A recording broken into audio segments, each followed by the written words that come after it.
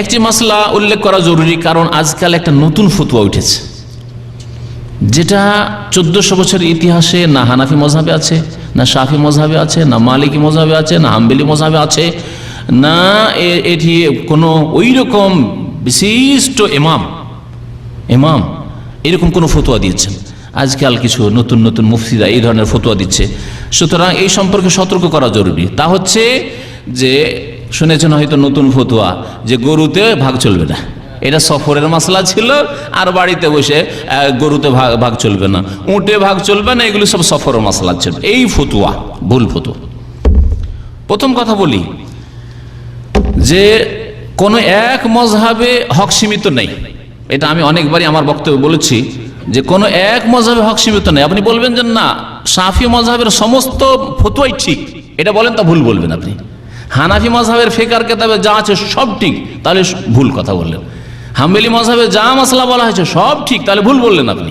মালিকি মজহাবে যা আছে সব ঠিক, মানে হাত ছেড়ে নামাজ পড়াও ঠিক, সূরা ফাতিহা না পড়াও ঠিক, তাহলে তাই না? না, ঠিক নয়। তাহলে বোঝা গেল যে কোনো এক মজহাবে যা কিছু ফিকার ফতোয়া আছে সবগুলি ঠিক, এ কথা বলা ভুল। কিন্তু চারটাকে একসাথে করলে চারটার কোনোটাতে হক পাবেন না, আর বাইরে কোথাও হক আছে এই রকম বিরল পাওয়া নেই, একবারে বলা যাবে না, কিন্তু পাওয়া মুশকিল আছে।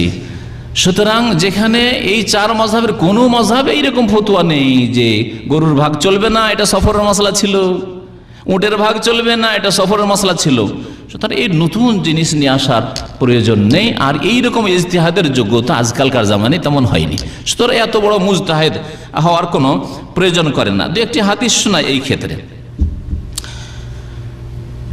জাবের রাদিয়াল্লাহু তাআলা আনহু বলছেন, খারাজনা মা রাসূলিল্লাহ সাল্লাল্লাহু আলাইহি ওয়াসাল্লাম, আমরা আল্লাহ রাসূল সাল্লাল্লাহু আলাইহি ওয়াসাল্লামের সাথে বেরিয়েছিলাম মুহিল্লিনা বিল হজ, হজের ইহরাম বেঁধে বা হজের তালবিয়া পড়ে। ফাআমারানা রাসূলুল্লাহ সাল্লাল্লাহু আলাইহি ওয়াসাল্লাম আন নাশতারিকা ফিল ইবলি ওয়াল বাকারে কুল্লু সাবআতিন মিন্না ফি বাদানা, আমাদেরকে বললেন যে তোমরা উটে এবং গরুতে শরীক হও, কুল্লু সাবআতিন প্রত্যেক 7 জন আমাদের এক একটি উটে এক একটি গরুতে, এক উটে 7 জন করে, এক গরুতে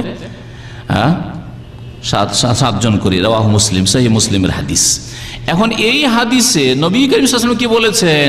শরীক হলেন, আদেশ করলেন নবী সাল্লাল্লাহু আলাইহি ওয়াসাল্লাম সাহাবায়ে কেরামদেরকে, নবী সাল্লাল্লাহু আলাইহি ওয়াসাল্লাম করলেন কুরবানি, আর বললেন যে দেখো এটা সফরের মাসলা, তোমরা আবার বাড়িতে গিয়ে করিও না, বলেছেন। যখন নবী সাল্লাল্লাহু আলাইহি ওয়াসাল্লাম বলেননি, সাহাবায়ে কেরামরা বলেননি, তাহলে এটাকে আপনার পক্ষ থেকে খাস করার অধিকারটা কোথায়? যে না না, যেহেতু এটা সফরের মাসলা, সুতরাং বাড়িতে মুকিম অবস্থায় গরুর ভাগা চলবে না, আর খাস কি বলছে উটের ভাগা চলবে না। এই ফতোয়া মন গড়া ফতোয়া, যেখানে নবী সাল্লাল্লাহু আলাইহি ওয়াসাল্লাম খোলা রেখেছেন, খোলা আছে। যেমন ওই যে আবু বুরদা কি করেছিলেন?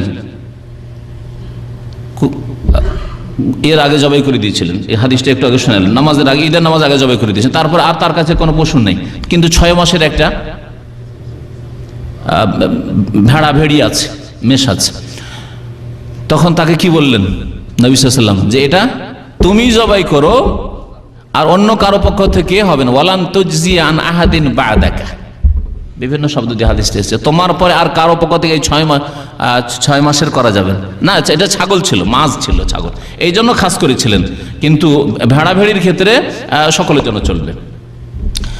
তো তার জন্য এটা খাস করে দিলেন নবী সাল্লাল্লাহু আলাইহি ওয়াসাল্লাম, কিন্তু এখানে তো নবী সাল্লাল্লাহু আলাইহি ওয়াসাল্লাম খাস করেননি। সুতরাং এইভাবে খাস করা নিজের পক্ষ থেকে খেয়াল খুশি ফতোয়া।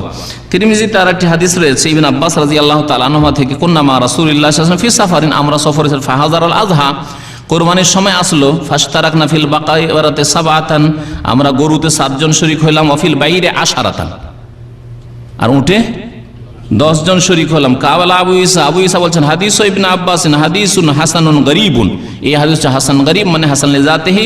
আল্লামা নাসির আলবানী বলছেন হাদিসটি সহিহ, হাদিসটি হচ্ছে সহিহ, মানে আরো সূত্র রয়েছে, সবগুলি সূত্র মিলালে সহিহ। হাসান হাদিস যদি বিভিন্ন সূত্র থেকে আসে তাহলে সেটি হয়ে যাবে সহিহ লেগাইরি হয়ে যাবে। এর আগে আপনাদেরকে উসুল হাদিসে যারা রাত্রে ক্লাস করেন বলেছি। তাহলে এই দুইটি হাদিস ভাগা সম্পর্কে পেশ করলাম, এবং নবী করিম সাল্লাল্লাহু আলাইহি ওয়াসাল্লাম সাহাবায়ে কেরামরা যেহেতু সফরের সাথে এটাকে খাস করেননি, ঘটনা চক্রে সফরে এগুলি ঘটেছে কিন্তু খাস করেননি, সেই জন্য কারো খাস করার কোনো অধিকার নেই। এবং এতে অনেক লোক বিভ্রান্ত হচ্ছে, অনেকে ছেড়েই দিয়েছে, ভাগের কোরবানি। আমার কাছে আমার টেলিফোন আছে বাংলাদেশ থেকে, যে এতদিন তো আমরা ভাগে কোরবানি করতাম, এবছর ছেড়ে দিয়েছি, এই ফতোয়ার কারণে, ভুল ফতোয়ার কারণে। তো আল্লাহ পাক রব্বুল আলামিন আমাদের সকলকে ইসলাহ করার জন্য তৌফিক দান করেন এবং কোরআন এবং হাদিস মোতাবেক চলার জন্য তৌফিক দান করেন। সুবহান রাব্বিকা রব্বিল ইজ্জাতি আম্মা ইয়াসিফুন ওয়া সালামুন আলাল মুরসালিন, আলহামদুলিল্লাহ।